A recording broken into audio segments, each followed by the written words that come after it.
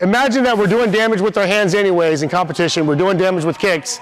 Now let's go ahead and add more element for this year and start knocking people out with knees. Okay, so what we're gonna do is there's different ways to train the knee. It's just gonna be like a straight knee walk just to kind of get used to you throwing it. If I'm over here in my stance, okay, if I'm just standing in place, I'll just lift up my foot just a little bit, just to lift, and I can go ahead and throw that straight knee. When I throw that straight knee, the heel's gonna be close to my butt. I'm going to point my knees so that I can make my knees sharp. If I don't point my toes back, if I leave it, it's just gonna be a blunt object just to kind of hit that person. I always use the analogy of the movie 300 when they go over there by the cave, they had the spears, they basically step and then they hit up. So when you do the knees, it's not just you just going straight up, it's like you're trying to pierce that person's body. Okay, I have a buddy of mine, he has this drill where he has like hula hoops, and he has like a small little hula hoop, and then basically it's like you're punching through that circle and he's just walking through it. But again, you know, we're not like a foo-foo gym, so I don't really have hula hoops. Maybe I will have to do it because it'll be a good drill. But all we're gonna do is just a straight knee walk, straight down the middle. So I'm using this as a line just to kind of keep my balance. I basically take that step and I straight knee and then I put my foot straight down. So that knee that hits with that knee, boom, I basically drop it straight down. Now, am I gonna be balanced when I land?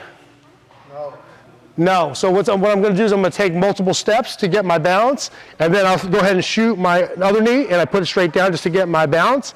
I'll step and shoot it straight in, and ooh, straight in. Okay, notice what I'm doing? I'm basically hitting, and then I'm leaning back. Opposite hand is straight up. Now there's multiple ways that you can do your hand. Depending on who you talk to, I talk to like some of the top 10 Muay Thai fighters of all time. What they usually do is they use a steering wheel, and then they basically kind of bring it towards them as they're kneeing. They can do that motion.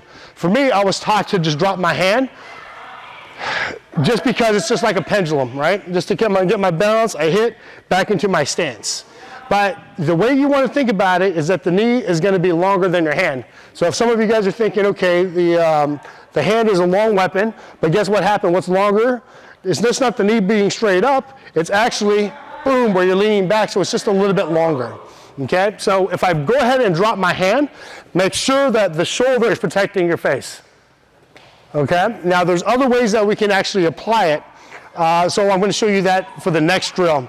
But all we're gonna do, because there's quite a few people over here, let's see if we can do like a kind of, let's say like a train, it's like we have these lines, just go up and down the line, zigzag, and you can go all the way down over there. But you guys will figure it out, I hope, right? All right, if not, then we'll stop and then we'll refigure it. Any quick questions? Oh, also, when you guys are breathing, okay, when you'll see like the Thais train, they'll say tang, right? So it'll be like tang, right over here, tang, right? Tang. It's basically just means knee, okay? So you can just practice breathing through your gut. So go ahead and find a line. Let's go up and down. Try not to run into each other. 2 claps on 2. 1, 2, let's go.